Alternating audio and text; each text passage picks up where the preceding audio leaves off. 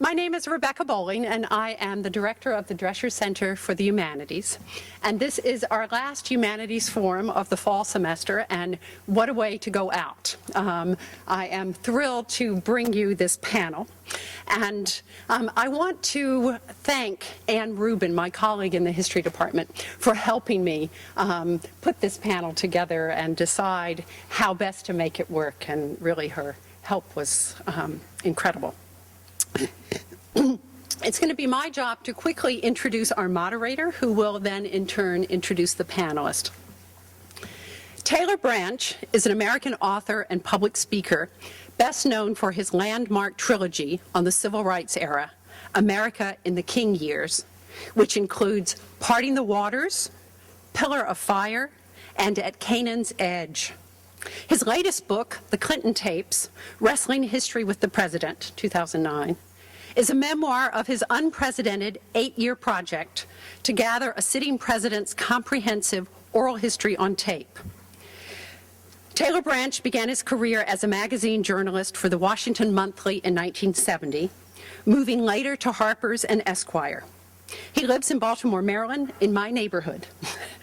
And following the event, I want to invite you to a reception outside in the entryway, and I welcome you to this incredible event. Thank you.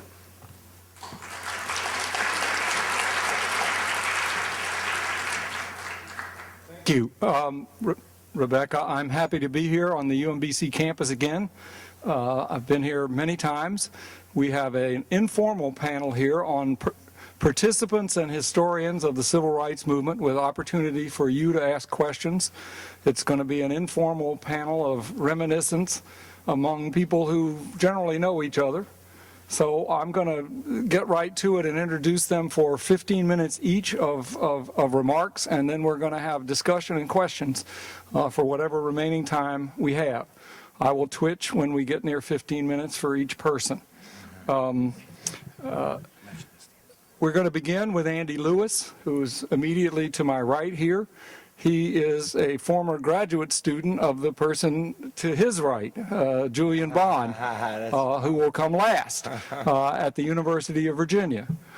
Just to give you a hint of the connections here, Julian and I have the same birthday, which we have celebrated many years since 1968, which goes way back. So we're not strangers up here, but we are trying to recreate memories and questions from about an event and a movement that still fascinates the world and in many respects is underappreciated.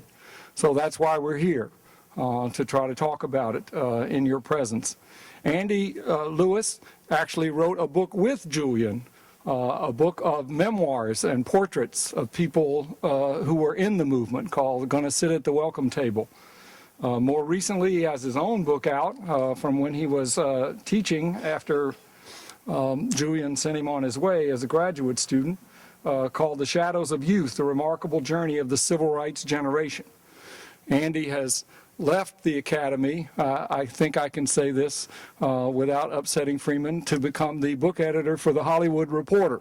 So now he's out there with Russell Crowe and those people trying to educate them about the civil rights movement, we hope. He has a presentation here with some images from long-time immersion in studying veterans of the civil rights movement, like the two gentlemen who will follow him. So I give you Andy Lewis for his presentation first. Andy?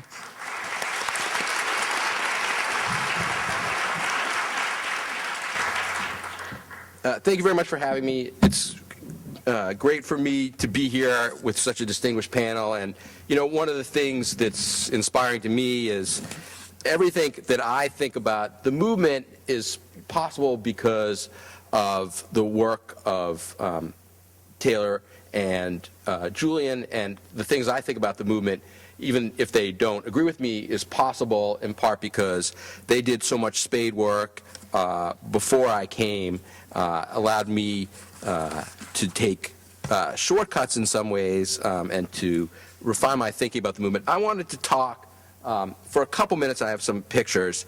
To the beginning, to 1960 and the start of the student sit-ins, and just to consider for a few minutes how they were a turning point for the civil rights movement, how surprising it was that young people were at the forefront, and the lessons for today's youth about the sit-ins. And I got started on this topic in part, and you'll see as I talk, trying to figure out when I was teaching how to explain the civil rights movement to my students, how to make it relevant to them. How could the story be something that had meaning for them and didn't seem remote? And that's how I'm going to talk about it.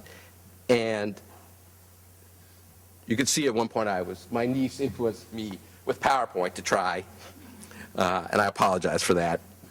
11-year-old girls can be very persuasive with their new toys. So I'm going to concentrate on SNCC, the Student Nonviolent Coordinating Committee, and I want to just set the scene quickly for 1960. And I think one thing that we forget about 1960 is that the movement had stalled out a little bit before the sit-ins started. With Brown, the process in the courts proved slow and cumbersome. Still, very few schools, almost none, had any integration at all 6 years after the Brown decision. And King himself had failed to capitalize on the Montgomery bus boycott in some ways. And the best way to illustrate this is to introduce Ella Baker, who got her start organizing for the NAACP in the 40s and was now working with King, though they often butted heads. And the easy way to get a sense of this is to go through King's organization, the name of it, the Southern Christian Leadership Conference, and to show the ways in which Ella Baker disagreed with that title. First, there was Southern. Ella Baker thought the movement should be national. She didn't think it should be concentrated solely in the South. Christian, even though she was a churchgoer herself, she thought the movement should be more secular-oriented. Leadership, she thought preachers were authoritarian and that the leadership needed to be more bottom-up, and in particular in conference. Sorry, I've got a little behind. There we go. I've caught up. Sorry about that. Oh, no. Conference. The other thing to know about the word. Sure. Sorry about that. I like to pace. I apologize. The other thing about conference is that you couldn't really join this. It was an organization of organizations, not an organization of individuals. And she wanted a mass movement, a bottom-up mass movement. So the thing is, in 1960, with the Southern Christian Leadership Conference, she felt that the movement was going in the slightly wrong direction, that it was too regionally oriented, that the problem was national, that it was too Christian-oriented when it should be secular, that it should be a bottom-up movement of mass movement. And so she disagreed in some ways with King. And then came the sit-ins on February 1st, 1960, and the first sit-in happened in Greensboro. 4 college students were sitting around their dorm room. They were frustrated. They wanted to do something. They decided to sit in a restaurant until they were served. The manager was unnerved. He closed the counter, but the idea spread.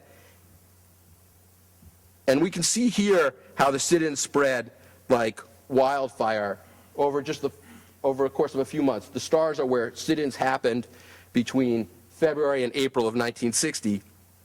Let me just pause for a minute. I know I'm going slightly fast. To talk about how the sit-ins changed the movement. And I think that this is important. They were egalitarian. They were democratic. They were horizontally organized. They were replicable. In sort of parlance of today, they were viral, and they were immediate. And let me just talk about that for a second. They were egalitarian in a way that protests hadn't been before, in that everybody participated equally. You sat in at a restaurant, and that was very egalitarian in the way it happened. They were democratic. The distance between leader and follower in the protest was really collapsed, right? Everybody, in a sense, was a leader. Everybody, in a sense, was a follower.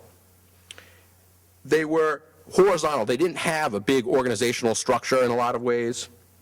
They were easily replicable in the sense that it took relatively little training and understanding to be able to conduct a sit-in, And just in comparison to, say, the bus boycott, which needs a lot of organization to be able to boycott a bus system, a sit-in is much more replicable than that in some ways.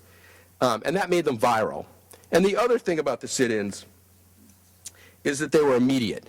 And one thing that was important about them is that they challenged segregation directly by breaking the law rather than avoid it, as was in the case of the boycott. Like, one of the things about the boycott that people tried to do was not get arrested, right? The idea was to not break the law and to show that segregation was wrong, but not to break the law.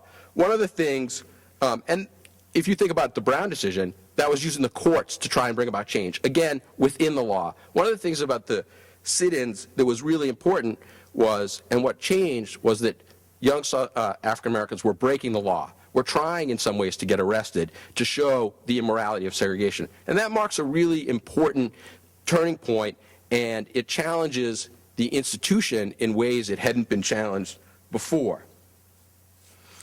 The most surprising thing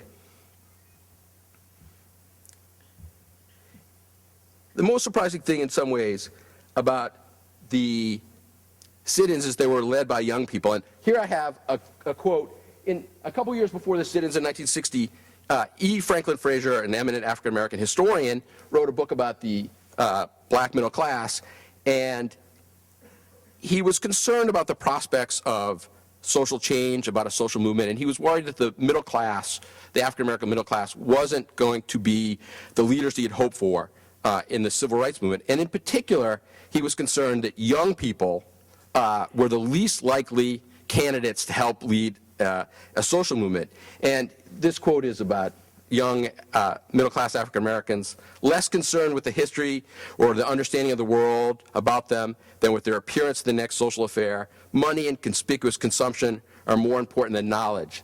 I in some ways love that, because here he is a couple years before the sit-ins trying to figure out what's going to happen, and he gets it wrong in some ways. He thinks that the least likely candidates are going to be young African Americans, and they turn out to be among the leaders. And I want to just explore that for 1 second. I think it has implications for young people today. He didn't see, and I think this is important, how frustrated young people were, how the combustible mix of rising expectations, slow progress, and a new youth-oriented pop culture could produce activism as well as apathy, engagement as well as indifference. He didn't see how, even though the expansion of the middle class was small in absolute terms, small in relative terms, in absolute terms it was pretty big, and he didn't see how that had changed. And one of the things that happened in the 1950s is you see youth as an identity being marketed everywhere. Generation starts to become really important as an identity, and African Americans were being pitched that in the same way. And I have a few ads. You can see African American youth being pitched in the way that white youth are, in terms of consumption, in terms of generational identity. And one thing that I think happened is that in their everyday lives, African American teens knew this wasn't true. They were being pitched, as I like to say, as first-class consumers, but were being treated as second-class citizens. And the thing I think Frazier missed is the friction of that, and how that tension helped produce the sit-ins. And I think it's worth to illustrate this, doubling back to the first protest and to think about it quickly. And let's pause to think where they went and where the other places they could have gone. They could have gone to a school to protest. They could have gone to the mayor's office. They could have gone to a jail. They could have gone to the registrar. But they went to a Woolworths. They sat in at a lunch counter. They chose a department store. And the first thing they did before they did their protest was they bought something. And they wanted to show that they were customers. And I think that that's a really important sort of decision that sometimes gets glossed over.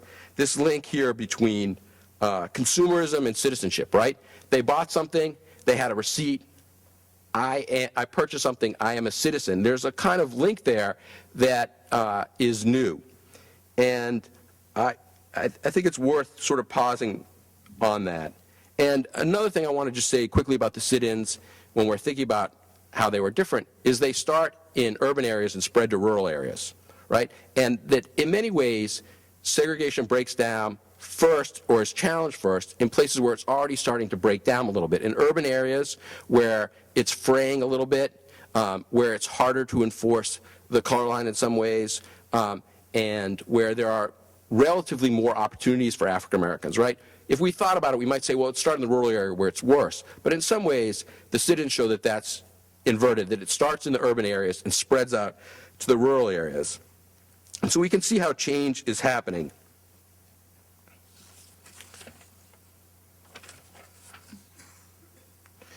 By April 1960, so just a couple months after the first sit-ins, the protesters gather in Greensboro to talk about what to do next. And they're prodded by Ella Baker. Many organizations like the NAACP want to turn the students into their youth wing. They want to co-opt the students. And Ella Baker is pushing for them to start their own organization. And they do that, and they form the temporary Student Nonviolent Coordinating Committee. And I think one of the important things here in that name, and to remember, is the process of becoming an activist, right? The students don't start out as activists. They don't think of themselves as activists. They are becoming activists, right? And even with their name there, they're temporary. This is only going to last a little while. We're going to go back to school. We're going to go on with our lives. And as events evolve over the next few years, they start to think of themselves as full-time activists. But I think it's important not to get ahead of ourselves there, to remember that when it starts, they think of themselves as students, they continue to see themselves as students.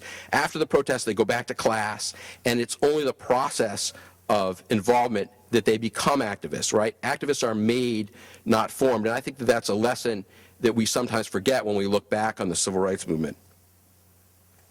And with the formation of SNCC, I think an important barrier is crossed. And let me just say 4 lessons, I think, for today's youth that's important about the civil rights movement, and in particular important about the sit-ins. The first is we think of prosperity and affluence as breeding indifference and apathy. But the sit-ins remind us that this is not always true.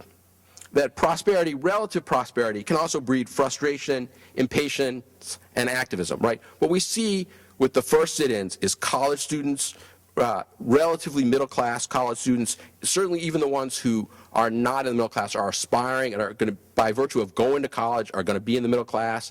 And as we see with the Fraser quote, he thinks of these people as more concerned with their material position in society, and that they're not going to be political. And I think one of the things that we see, and this is why I like to think about the 1950s and the rise of youth culture, and I could talk about this more in questions, is that the opposite of our expectations are true, is that this kind of relative prosperity can actually make people more politically engaged rather than less, right? Comfort does not necessarily withdraw you from politics. The other thing I would say, and this is directed at young people today, is we tend to demonize youth culture, right? Then it was rock and roll, and the assumption was that youth culture was antithetical to politics or antithetical to engagement. Today it's video games, but in a lot of ways we adults demonize youth culture. And we do that because we don't want to take youth seriously as political actors. We want to dismiss them as young and ignorant and self-absorbed or narcissistic. And these are the complaints that were made against young people before the sit-ins, and even in some ways the assumptions that went in to older leaders when they were trying to co-opt the young protesters, make them a youth organization, didn't see them as possible having their own organization. And I think it's important, if you're a young person, to see how this happened during the civil rights movement, because these are criticisms made about young people today. And lastly, I think the most important lesson is that young people should be inspired by the civil rights movement, but it's important to stop looking at, as I like to say, at the 60s as the manual for modern activism. What made the sit-ins powerful is how they broke away from the prevailing wisdom to create a new model of activism rather than simply copy what went on before. And we often try and look at the civil rights movement, as I say, as a manual for activism rather than as inspiration for it, which is to say we're trying to recreate what happened. We can't do that. the key here with the sit-ins is that they shifted direction. And in shifting direction and thinking of a new kind of form of protest, they ignited the movement. And that, to me, is a lesson, for young people to understand the ways in which they can be political actors, the way in which their youth culture can be the spark of political activism, and to use that to think of new forms of activism rather than simply trying to replicate old forms of activism. So I'll stop with that, and I'll answer more questions about this after. Thank you, Andy.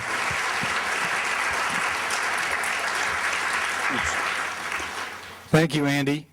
I don't need to introduce your own president to you, except to say that we're going to shift gears slightly from an overview and a scholarly look at the sit-ins to the point of view of a participant. We have to remember that the sit-ins, nobody knew they were going to be a movement when they started.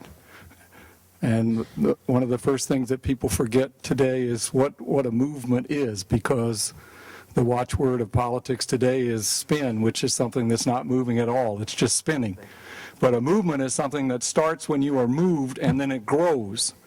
And for kids and sit-in people, at the time that Andy described here, the dividing line that held people out was that in order to join this movement, you had to risk being thrown out of school, which was the most precious thing to you and your family, and you had to risk going to jail. And by the time this choice came to your president in Birmingham, it was not just college students who were willing to do that, but people at his age, which, as he will tell you, was considerably younger. So the psychological experience of how you decide to form a movement and what it means for family, what it means for friends, what it means for your psychology in life is a very profound story. And your president carries it around with him, and I'm very happy to introduce him to share some of it with you now. Freeman Hrabowski. Very much, thank you.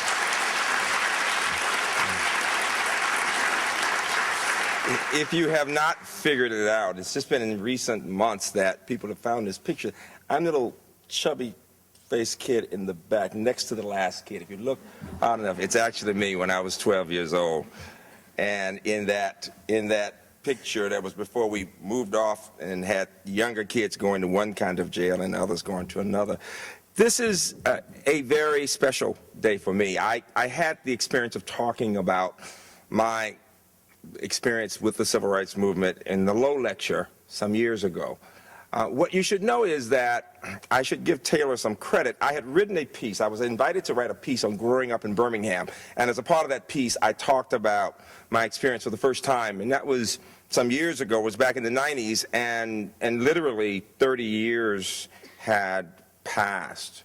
I did not want to talk about it. It was painful. It continues to be a raw experience in many ways. And Jackie will tell you that as we talk from Birmingham about some of those experiences, we can become very moved very quickly.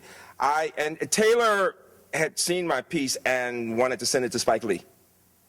And he sent it to Spike Lee, and then he said, Spike Lee wants you to be interviewed. Well, at that time, Spike Lee had done another movie that was a little more risque. And so I'm not going to even refer to it, but what I said, Taylor, I can't afford to be in a piece done by Spike Lee if it's like that movie.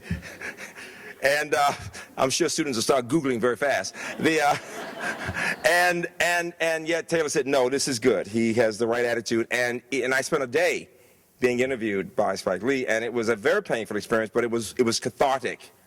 Now, walking over here, I was with another Southerner, John Jeffries, and I was asking him about the exhibit for all the world to see. And he said something that is so true, that as we look back at the past, in different points in our lives, we see things differently. We just do. And when you go to the exhibit, if it does for you what it did for me, it's amazing. As much as I have thought about over the past 4 decades, this experience, the past 5 decades, that exhibit pushed me to think differently about some things. And so as I talk today for just a few minutes, I want to give you some context, because you can keep in mind for the adults in the room that just recently some of my students who are freshmen asked me what was it like back in the day. And I said, what day are you talking about?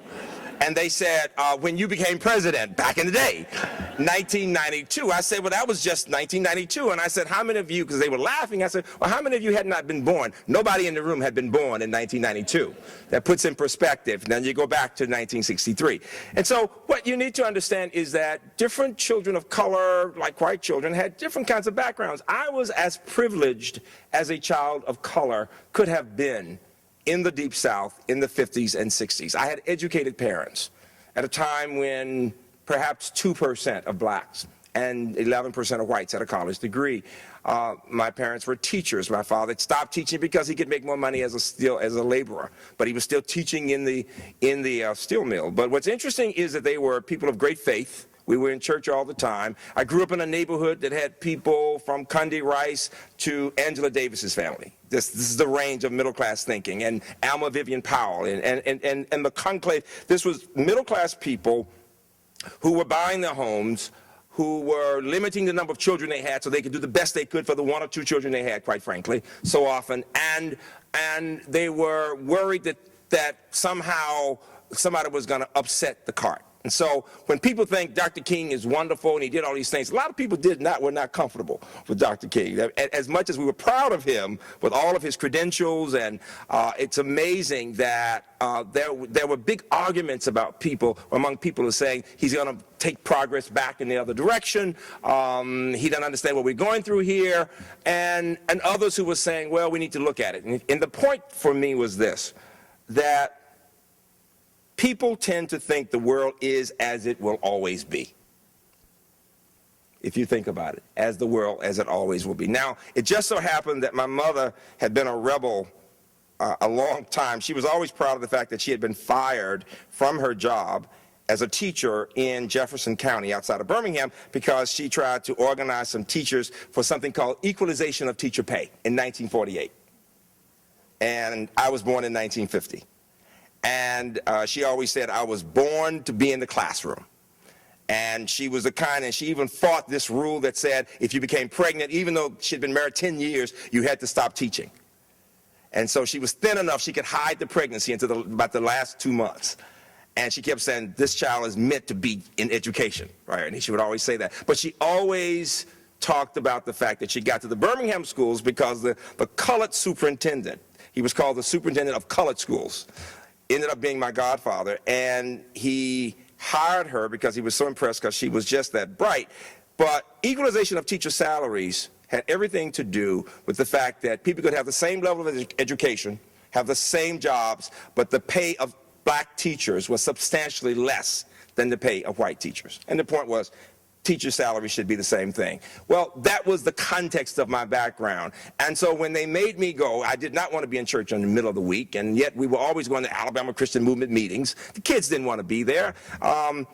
Some kids wanted to watch TV. I wanted to do my math. All of you know I love math. Goosebumps. I wanted to do my math. So the compromise was that I could sit in the back of the room and do my math while I listened to these people go on and on and on, and you're singing the songs, and it was all, you know, and you get into the songs, but I'm doing my math and I'm placated. But at some point, people started talking about this notion of the schools.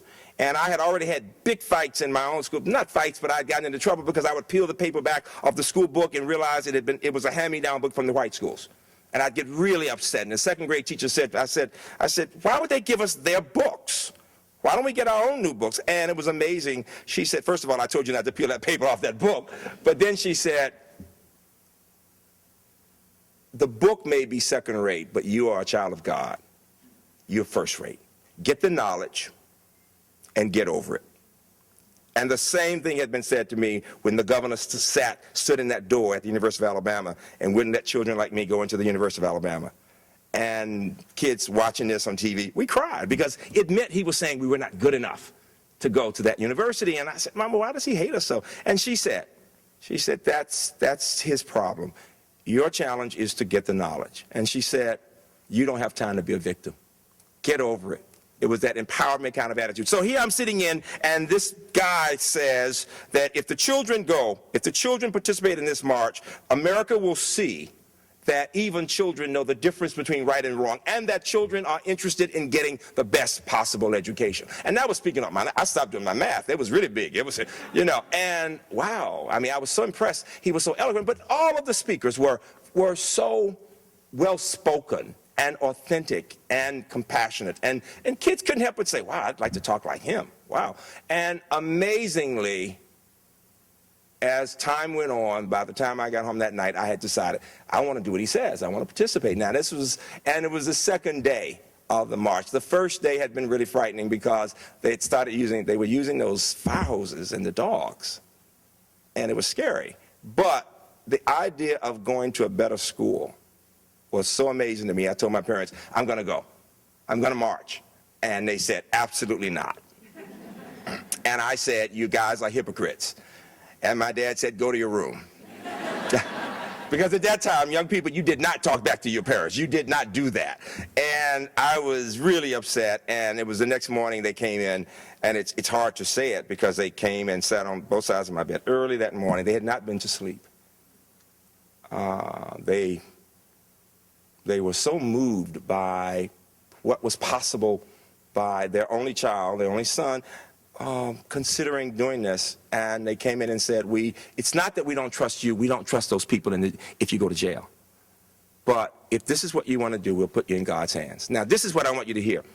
I'd never seen my parents cry like that before, but what was amazing was they said it, and then I thought, oh my God, I got to deal with the dogs and the fire hoses. So when people do things that sometimes seem courageous, really, they are scared as hell. I want you to know it. And my cousin who was there, he started saying, they're going to bite you, those dogs. And he was old, and they said, Paul, you should go with me. He said, I'm not going.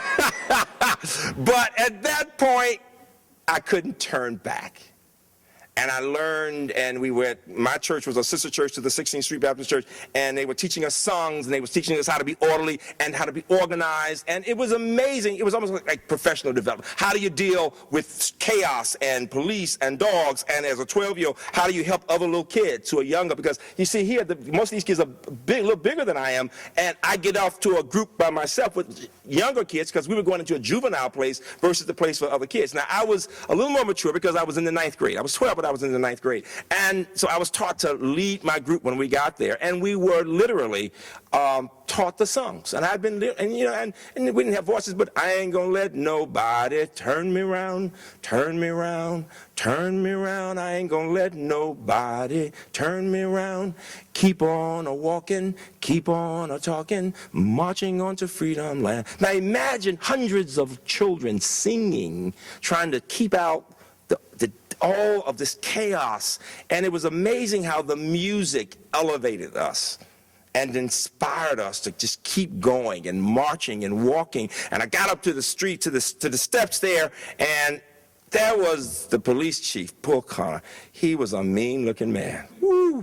I was scared. I was just a fat little math nerd. Understand this. I was an A student, all right? I didn't fight anybody. If somebody wanted to fight with me, I'd run the other way, all right? Truth be told. And he said, what do you want, little Negro? And I said, we want to kneel and pray. All we wanted to do was kneel and pray.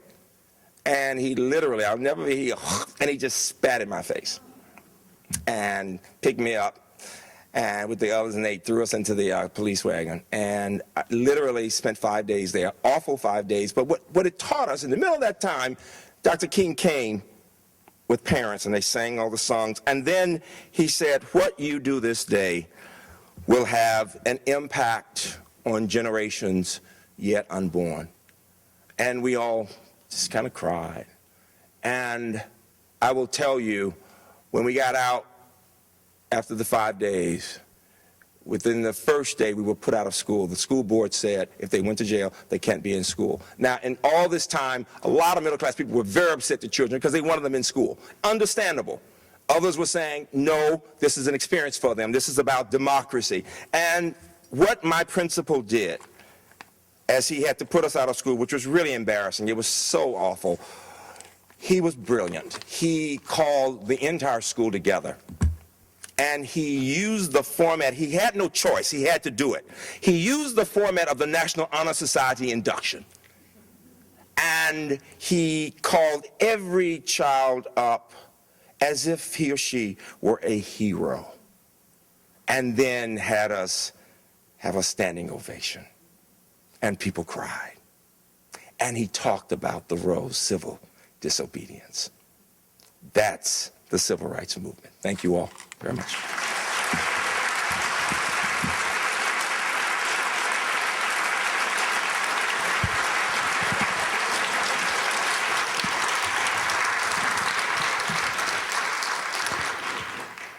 Well, I think you should all take a deep breath, because that really was the heart of the civil rights movement, in the sense that those children's marches melted emotional resistance across the United States and indeed worldwide, not on the issue of whether segregation was right or wrong, but on the issue of, is that somebody else's problem? As soon as people saw that, they said, you know, it's my problem too. I don't know of any other, and I've interviewed a lot, I don't know of any other participant in the children's marches whose parents acquiesced. Everybody else sneaked out, went out through the window, climbed over a fence. I'm sure there were some, but this is a very, very unusual family, a very unusual mother, as I'm sure you can tell here. Also learned something. I had that photograph in my book 25 years ago. I had no idea Freeman was in it. So that's pretty amazing. And the story of Spike Lee and 4 little girls, if those of you who have seen the documentary about the Birmingham church bombing, of course in the same city, the saga of getting him to interview, I went up and spent a day on camera interviewing, being interviewed as a historian, but there was no mention of the protests out of which the church bombing came, which is the reason that I did lobby, probably out of school lobbied, to try to get Freeman to talk to him, because that's the perspective that connects people into the emotional change of the whole country through Freeman. You know, you can identify with him, then you can identify with what happened. You can see where the church bombing came from. Now we're gonna jump also into the same movement now and into the sit-ins. In a way, we should have put Freeman last, because 1963 is 3 years after the beginning of the sit-ins and the formation of SNCC. Julian Bond, our next speaker, was there for that. He was one of the founding members of SNCC. He was at school in Atlanta, where we were both born in 1960. Julian went on to become, for SNCC, the director of communications. He ran its newsletter. He was in charge of its publicity. He was its resident poet. He was its resident expert on the early history of rock and roll and crossover black and white music. He was in charge of trying to get people to pay attention to what students were doing. And from that vantage point, he lived through the whole movement until he ran for the Georgia legislature in 1965, was elected, and the legislature refused to seat him. It went all the way to the Supreme Court, twice, right? Was it twice or 3 times? Just once? Finally seated him. He's gone on to have a distinguished career as a professor at the University of Virginia, where he was Andy's graduate instructor, and still teaches at American University, was chairman of the board of the NAACP, and is still chairman emeritus. One of the most profound and abiding continuous figures, from a youth figure in the sit-ins to an elder statesman of the civil rights movement today.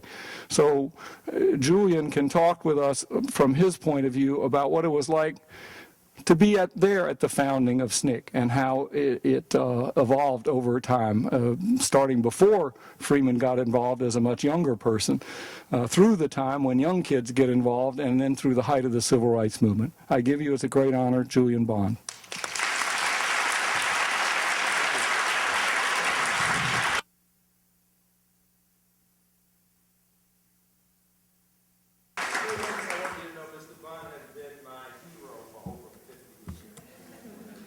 That's very kind. Thank you. Thank you. And I should really let you know that I was not Andy Lewis's teacher. He was my TA. And he did a wonderful job. He was my TA twice. He did a wonderful job. And together we wrote a textbook that I'm using still today. And that was how long ago, Andy? 15 years. 15 years, still get those royalties, you know.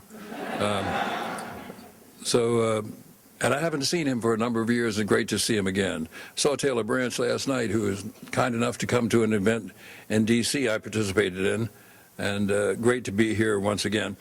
And I really want to talk about the Student Nonviolent Coordinating Committee, for whom I worked all those many years, and how it used photography. Because we're here because of this exhibit that I hope all of you will see if you've not seen it so far. A historian wrote about the Student Nonviolent Coordinating Committee. He said, central aspects of the social movements embodied by SNCC were its nurture of a media consciousness among its activists and an insistence on the historicity of the struggle itself, a preoccupation of leaving a record as being part of the organization's collective awareness. I want to argue that this path-breaking organization of young people employed a level of media consciousness and the use of photography and graphic arts to a degree that set it far aside from its contemporary civil rights organizations. It was different in other ways, too. John F. Kennedy said that compared to Martin Luther King's Southern Christian Leadership Conference, the SCLC, the SNCC workers, and you can hear Kennedy say this on the White House tapes, SNCC workers were real sons of bitches. SNCC began in April 1960 at a conference of students, mostly black, called by Ella Baker. Baker, a longtime civil rights activist, became an important advisor to the nascent SNCC, effectively guiding it away from the personality cult that typified king worship at the SCLC, where she then worked, and the bureaucracy of the NAACP, where she had worked in the past, toward group democracy, with every member having his or her say. Within a year of its founding, SNCC evolved from a committee coordinating student protests to a hand-on organization helping local leadership in rural and small-town communities across the South participate in a variety of protests and political and economic organizing campaigns, setting SNCC apart from the civil rights mainstream of the 1960s. Its members, youth, and independents enabled SNCC to remain close to grassroots currents that rapidly escalated the Southern movement, from sit-ins to freedom rides to voter drives to political organizing. By 1965, SNCC fielded the largest staff of any civil rights organization operating in the South. It had organized anti-segregation protests and voter registration projects in every Southern state. It had built 2 independent political parties and organized labor unions and agricultural cooperatives. It gave the existing movement for women's liberation new energy. It inspired and trained the activists who began the New Left. It helped expand the limits of political debate within Black America and broaden the focus of the civil rights movement. Unlike mainstream civil rights groups, which sought integration of blacks into the existing order, SNCC sought structural changes in American society itself. For much of its early history, SNCC battled against the fear which had kept Southern rural blacks from aggressively organizing and acting on their own behalf. It strengthened or built aggressive, locally led movements in the communities where it worked. SNCC staffers frequently were the first paid civil rights workers to headquarter themselves in isolated rural communities, daring to take the message of freedom into areas where the bigger civil rights organizations feared to tread. James Foreman, SNCC's executive director, constantly urged us to write it down. I never heard him say, take a picture of it, but recording our daily goings-on was implicit in his leadership. A devotee of W.E.B. Du Bois and a former high school teacher and newspaper reporter for the Chicago Defender, he understood how important it was to record and document SNCC's activities. Uniquely, among its civil rights organizational contemporaries, SNCC employed photographers, stocked dark rooms in Atlanta and Tougaloo, Mississippi, sent photographers to train with famed photographer Richard Avedon, employed photography in exceptional ways, and produced photographers who are distinguished in the field today. SNCC used photography in ordinary and extraordinary days. SNCC photos have been used in court cases, in books, magazines, and newspapers, on TV, been organized in traveling exhibitions. The photographers are mostly self-trained and work under combat-like conditions. Not only are they constantly harassed, but their equipment is often destroyed and confiscated by racist police officials and individuals. SNCC photographer Robert Fletcher described how they were used. Requests for pictures came in from within and without the United States. From within the country, from fundraising groups and support groups, from left-wing liberal and left-wing publications, yes, but from outside, and also from time to time from AP and UPI. Also, we're getting requests for more established newspapers and magazines in England and France and Italy. And so we had all these requests that would come in, and it was our job to pull from the stuff that we had to put them together and send them out. As head of SNCC's communication department, I knew firsthand how we utilized our photographers' output in many ways. Our idea of photography was functional. It was to provide pictures for our propaganda. Our photographers took this function and made it art. Their pictures became illustrations in numerous brochures, pamphlets, educational and fundraising film strip, and in our weekly newspaper, The Student Voice. Thousands of copies of The Voice were distributed to our southern projects in various states and to our supporters in the north. The photos added immediacy and made more compelling reports of SNCC activity and accounts of routine brutality and cruelty our workers and the people with whom we worked experienced. We created and sold wonderful posters of our pictures, regular posters of our photos, the first civil rights organization to do so. We included the photos in the press releases we regularly mailed out, giving away prints by now famous photographers that today sell for thousands and thousands of dollars. SNCC's first photo exhibit, called Now, opened at New York's Visual Arts Gallery in July of 1965. Richard Avedon was one of the honorary chairmen. A second show called Us was a 74 photo touring show the organization created.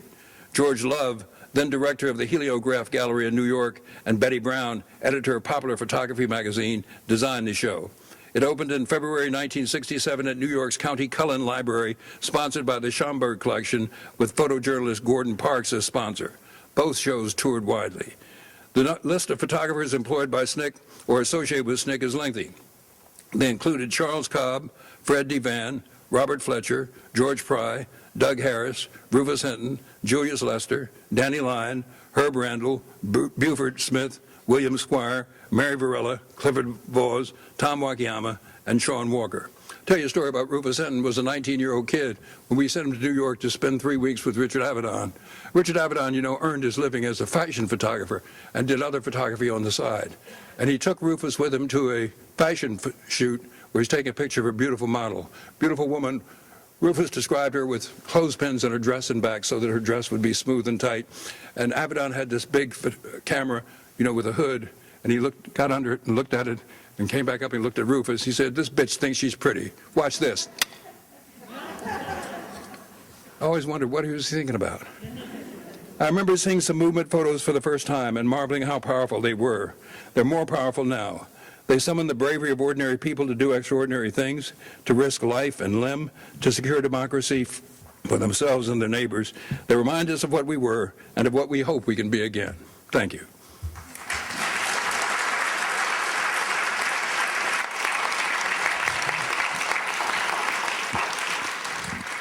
Well, thank you very much. That's three different perspectives on the same movement, and there's probably room for 100 more. But you can see what an amazing mix of personal, political, and discovery it is. How are we going to take questions here? Are we going to have a microphone, or people just stand up? There's good acoustics here. They seem good. So prepare your questions for just a second for any of the three panelists, and I'll ask a couple of questions in the meantime while you think of things to say and get ready to stand up and pitch in the way they did in the sit-ins. First of all, Freeman, I'd like to ask you, looking back on this experience, you said you were reluctant for a long time to talk about it. I'm curious. To me, as a historian, the effort that I have made, and I've been down to the Birmingham Library, Civil Rights Institute, any number of times, trying to get them to convene people like yourselves, the young people who went to jail in 1963, to do oral histories about what they went through in their family, how they decided to do it, and how it has affected their lives since. Have you had any contact with, is that part of your consciousness to be curious about how your peers feel on this, or how it affected your own life?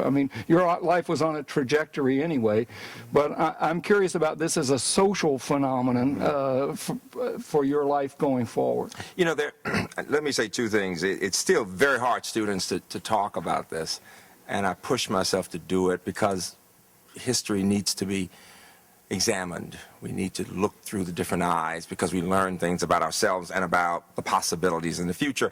Keep in mind, class was a major factor.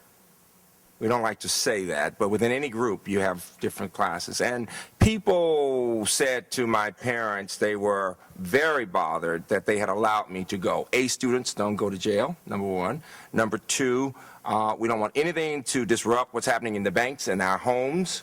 They had just enough to be uncomfortable that people could be vindictive, right? And number three, it's hard to say it, but it's true. When you have a little, you don't want anything to get in the way of that. You just don't. And so these were decent, good Christian people, but they were not happy about this. And you know it, especially when the girls were bombed in September, because people would say things like, well, if those kids hadn't gone to jail, those 4 girls would still be alive.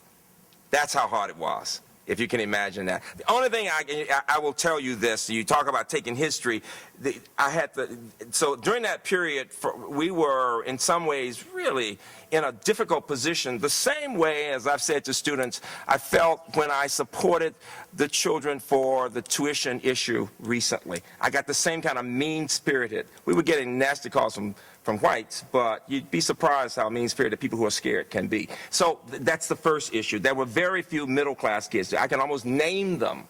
Dr. Stewart's son went, and I can name the ones who, everybody else was from the projects, because they had nothing to lose. All right, just in terms of the kids, right? And that includes the 4 little girls who were killed in the church were not participants in these marches. No, they were very middle-class girls. Right. They were of my community. So that's an irony. From 16th Street Baptist, our churches were the middle-class churches for the teachers and a few doctors and lawyers. And that's when when a middle-class church with 4 little girls can be killed in Sunday school, you know nobody's safe. You know, and what I'm saying is this. What is so raw about it is that I know that so many of those children who went to jail, who came out of poverty, never had dreams fulfilled. So many of them are not alive. So many of them, for so many reasons. All right? A few made it out, but most did not, quite frankly. And that's the sensitive part about all of this. It just is. The other point that I need to make is that I just came back from Birmingham. I was invited to speak to the very wealthy group of board members of the Vulcan Museum. It was for their 50th anniversary, the big Iron Man. And this is Vulcan and their board and wealthy business leaders. And they connected with the educational system, because the question they have right now, and this is really interesting for the historians, they have to decide if and when they will ever put the Children's March in the Alabama history books. It's 50 years, and it's still not there. And they wanted me to give my point of view. And what a teacher said was, well, don't you think that putting that in the books will make children even more bitter or cynical? And I said, does that mean you're going to stop talking about slavery? Is this not the truth? The Holocaust, whatever, as horrible as these things are, if you don't speak the truth, you're doomed to repeat it. And my point is, there's a way of doing it that puts it all in perspective, that teaches people how to think. And they're just beginning those conversations. Oh, well, I hope they go forward. Go ahead. Quick about class. The NAACP has been investigating the Birmingham school system. Birmingham is the only city in America that allows police to mace its school children. But the NAACP in Birmingham is resistant to the national NAACP proceeding with a case against them, because most of the members of the Birmingham NAACP are school teachers, and they don't want their profession talked about. Talk about class. Ooh. I'd like to ask a question of Andy about how you got interested in this subject as a scholar. Was it before you met Julian at Virginia, and just how and why this developed as a scholarly interest to you, because it could develop as a scholarly interest to any of the people here in the room? Yeah, I mean, I think my scholarly interest started like a lot of people's, which is I was inspired by Martin Luther King, and I have a dream on my wall as a high school student growing up.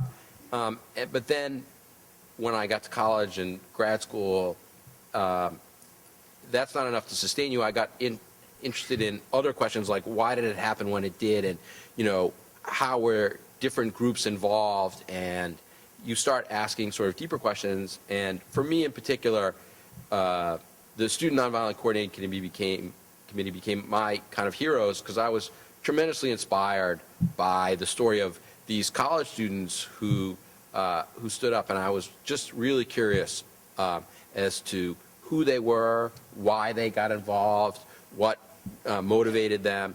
And, I've thought for a long time, to me, the sit-ins is one of the great moments in American history, period, end of story. It's a great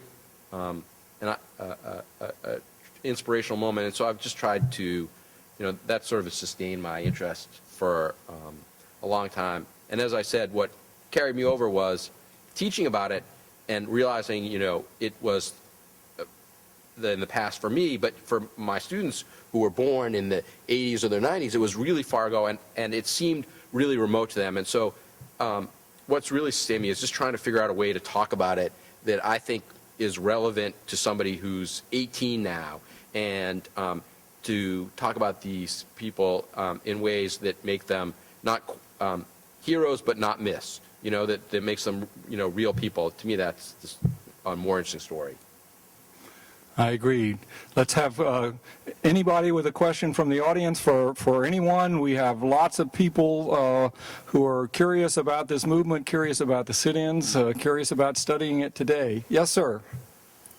Please stand up and say your name and speak out. Brian Scheck-Snyder. You mentioned Southern Christian Alliance States supports civil rights. No.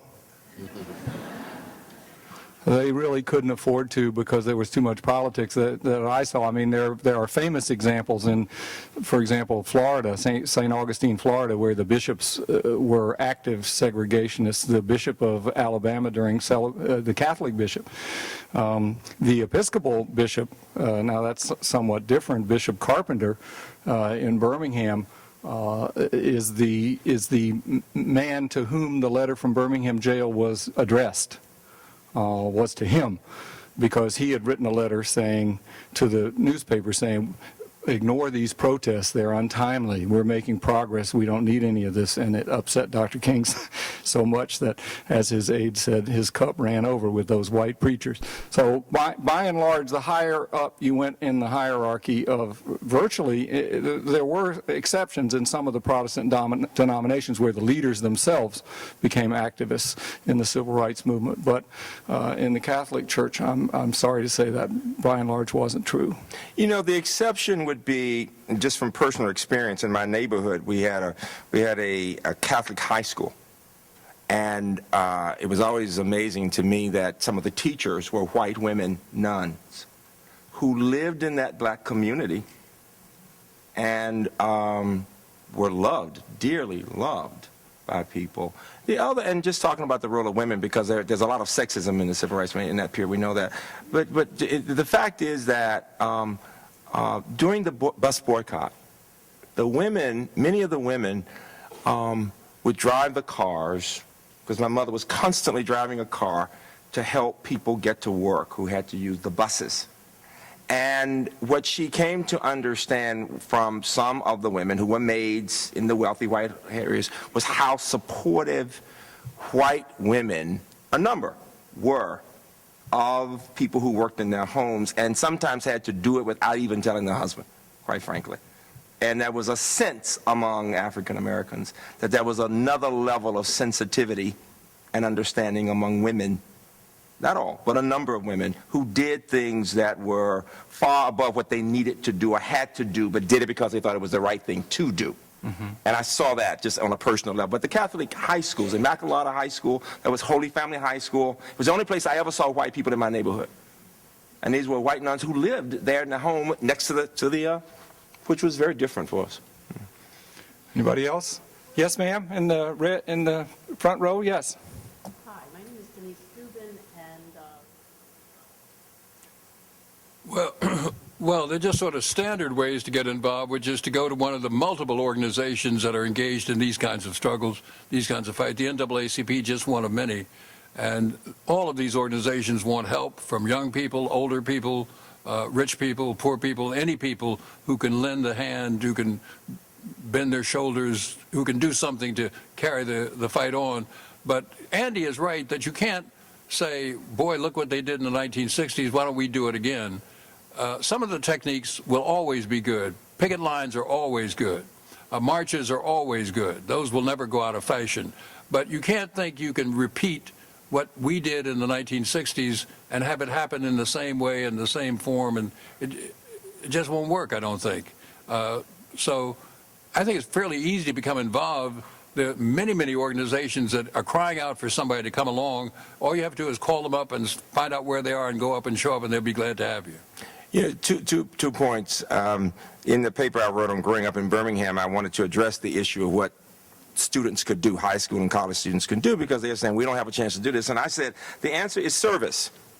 It's community service. I mean, our Shriver Center here, our new initiative in Breaking New Ground, I find that my students at UMBC are very involved in the communities, in the city and around, in helping. And what we have said is helping children to learn to read, to develop a sense of self, to learn mathematics, to want to go to college. I mean, it's amazing what a 20-year-old can do to support children. The athletes do it here. Other groups do it here. The Sondheim Scholars do it here. All these groups get involved with children. And from my perspective, that is as substantive a kind of work as one could be doing, because the critical issue we face right now is that if a child can read well and learns to has the skills and the values that we consider important, going to work, going to school, learning to read and write and mathematics, that child can do fairly well. Middle-class people do well in our society once they get that education. But only, keep in mind, today, only about 20%, 19% of African Americans, only 14% of Hispanics have a college degree after age 24. It's hard to get a job if you don't have some education. And so what I'm saying is, there are always structural issues to deal with, but fundamentally, the achievement gap in America, 4 years. The average African American or Hispanic student who makes it to the 12th grade, and in many cities only half make it, but the average person reads at the level of the average middle-class white child in the 8th grade. So what I'm saying is most black and Hispanic students who start off in college start off in remedial mathematics. The probability of a student graduating from college who begins in remedial math is under 0.2. Now there is the issue. That's why as an educator I would say there's nothing more fundamental than the values and working with children to give them the skills that they need. I would just add one point to that, or pardon me, 2 points. One thing that I think is important to think when we look back on, say, the sit-ins or the beginning of the civil rights movement, is that it's easy to think that issues were clear then and they're kind of complicated now. And one thing I think that's clear, if you look at what people were saying, say, in 1960 or whatever, is that the issue seems slightly complicated to them then. Even though we think of segregation as a moral evil, it was hard to figure out a strategy how to undo it, and it was complicated. And not to be discouraged today to think the issues of race are complicated, because they seemed to activists then complicated in a way that we don't always appreciate.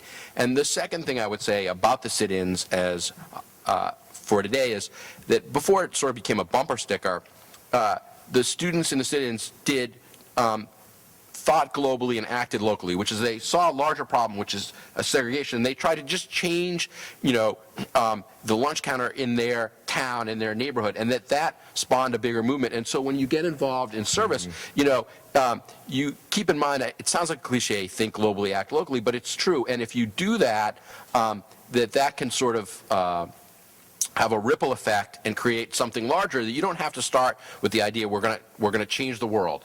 You start with the idea I'm going to change my neighborhood or change one thing about the world right around me, and that may in fact change something larger. And that's one of the lessons I get out of what happened with the sit-ins. Yes, ma'am. It's powerful. Her question was how does the march, the Children's March, which I think was in May 63, right? And it was in September, the 4 little girls bombing. Well, and they asked the same question in Birmingham. It was very interesting. A student did. After the march, after the children were allowed to go back to school, and I think it was a federal judge who said we had to go back to school. People began to feel some sense that things were going to get better, and Taylor has the specifics about, but I know this, we began to get some breakthroughs in the progress, because keep in mind, up until that time, I had never seen a black in any type of position of power in the city of Baltimore, Birmingham. The fact was that even on cash registers, police, firemen, everybody was a white guy.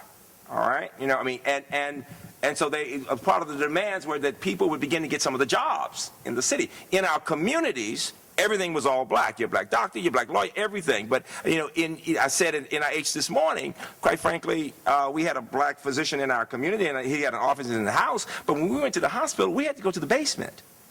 We had to wait until everybody else was served white before we, you know. So the idea was, how do you begin with some of those things? And they were beginning to make some progress with some of those, and perhaps Julian and Taylor have specifics, but I know this.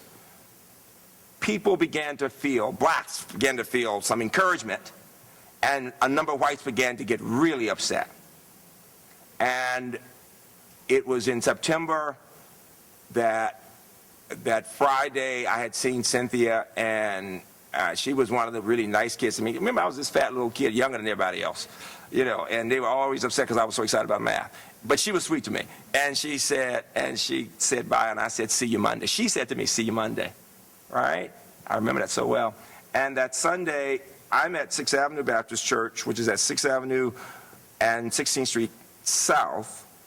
There was another church called the Sister Church at 6th Avenue and 16th Street North, built by two brothers in the 1890s, all right?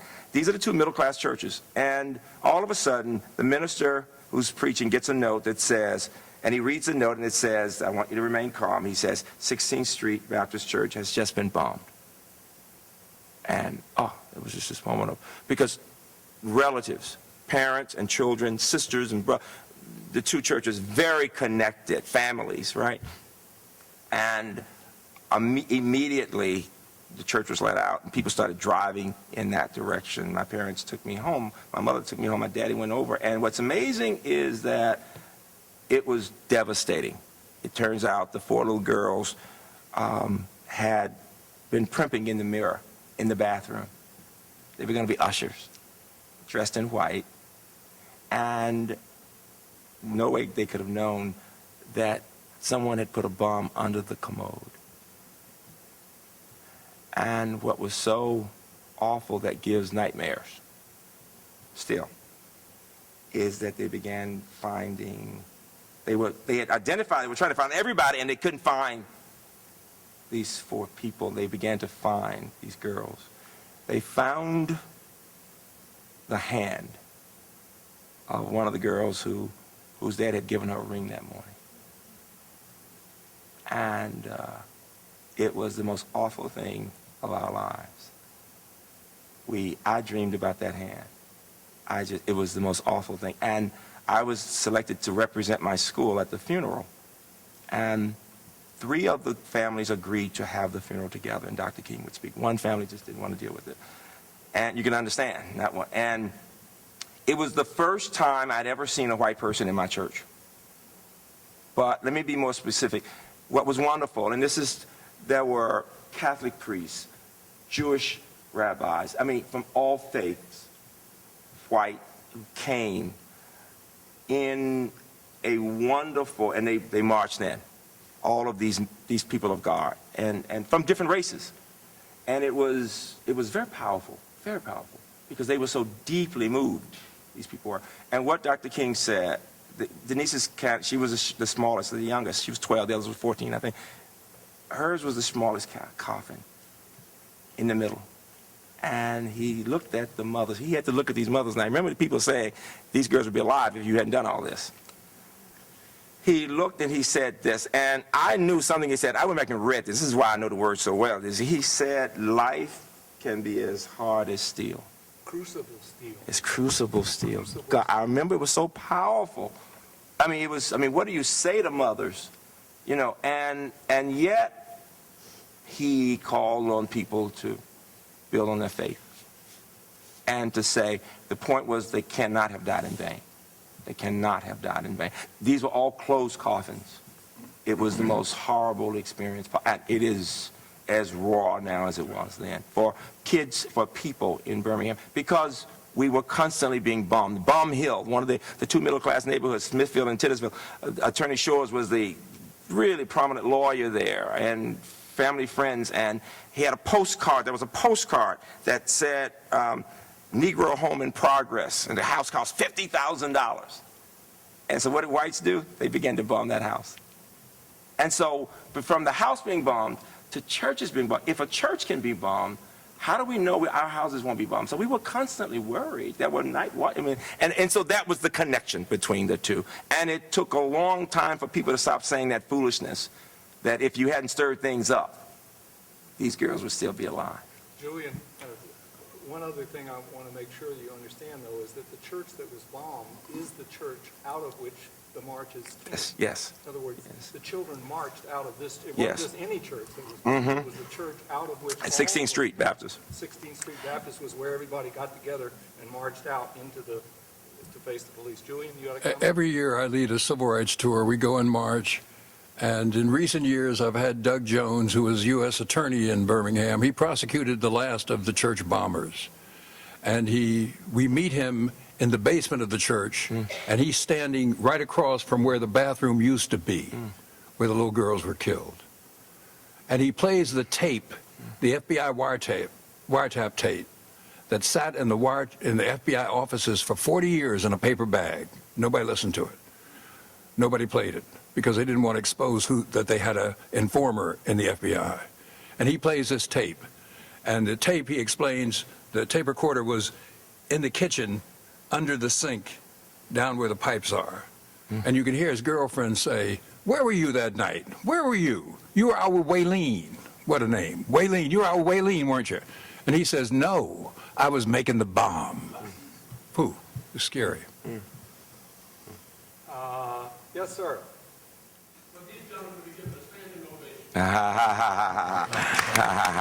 Sweet. He's a very smart man back in college. Very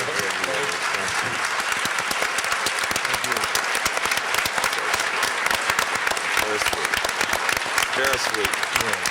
Very sweet. All right, we've got about 10 or 15 minutes or until we get the hook here, but I know we have some more questions. The lady in red right here. Yes, ma'am. Well, one of the things I think that's interesting about today, looking back to the start of the sit-ins, is that technology is disruptive, and we take it for granted now. Television was an important disruptive force in the civil rights movement. It broadcast pictures that people hadn't been able to see before, and so it changed how activism happened, how it was communicated. And, the way the sit-ins spread sort of virally was only possible with mass communication, that the news could spread fast in a way that wasn't as possible before. And so the internet is clearly another disruptive technology that makes it somewhat difficult to predict how exactly it's going to work. But clearly, the young people who are at the forefront of activism are going to use the internet, and it's going to be important. And it's going to be important in a way that's analogous to the civil rights movement, in which young people will understand its power in a way that older people didn't quite grasp. I mean, I think one of the things about what's going on in the civil rights movement is that young people are grasping images in a way that people 10 or 20 years older than them don't quite get, because they've grown up with communication in a different way. Just as you grasp, I think, the way the internet works and communicates in a way that someone 10 or 15 years older doesn't. And so that gap actually is a promising way in which activism can happen. Does that make sense? Can be exploited, even if it's unpredictable exactly how. Just a comment about just the pictures and that period. One of the reasons I continue to talk about For All the World to See and Maurice Berger's approach is that you could walk through there, you could just walk through there and say, oh, this is interesting.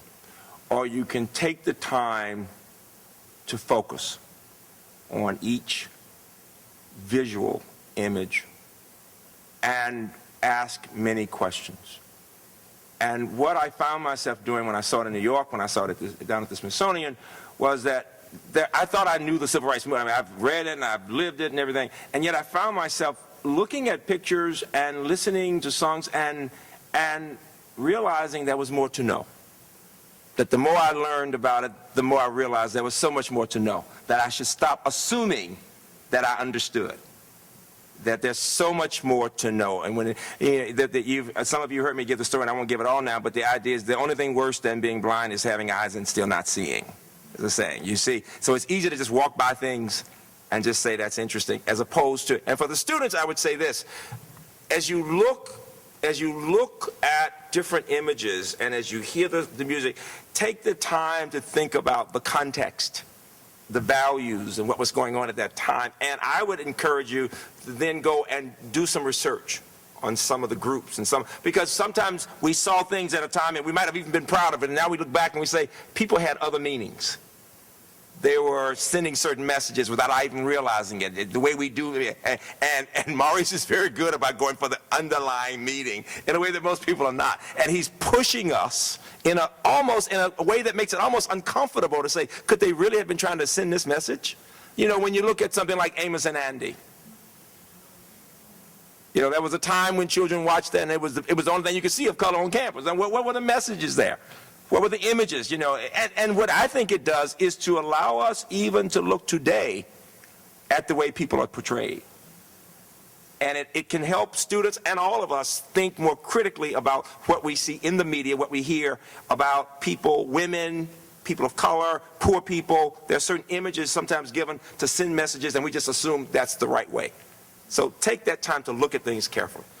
Any question in the balcony? Yes, we haven't had one from up there. Yes, sir. No, I don't think the civil rights movement is over by any means. I think there's still work to be done. Problems like those you talk about now. One of the most crushing problems facing America is the question of housing segregation. And I'm sorry to say that civil rights organizations, including the NAACP, have done almost nothing about it. I was chairman of the NAACP for 11 years, and during my 11 years, we did nothing about it. And now I'm not chairman, they're still not doing anything about it. So it wasn't just me. But anyway, it's a serious problem, and the country won't face up to it, and the groups who should be responsible for doing something about it don't do anything about it. But I want also to answer a question that resonated about the last question about has the internet changed things as rapidly as some people think. You've been reading a lot about what happened in the last election, and we all know that President Obama won and Mr. Romney lost. But I don't know if we've seen that everybody in Mr. Obama's campaign knew one thing, and nobody in Mr. Romney's campaign knew that thing. And that thing is that the most effective way to get people to go and register to vote or to vote on Election Day is what? Go see him. Knocking on their door, saying, you know me, I live down the street, I'm your neighbor Joe, come on, it's Election Day, let's go. That's the most effective way. The most effective way. It's more effective than sending an email. It's more effective than putting up a sign. It's more effective than calling them on the telephone. More effective than anything else. Knocking on the door. That's never changed. It's not going to change. So some things never change. We can always do them over and over again.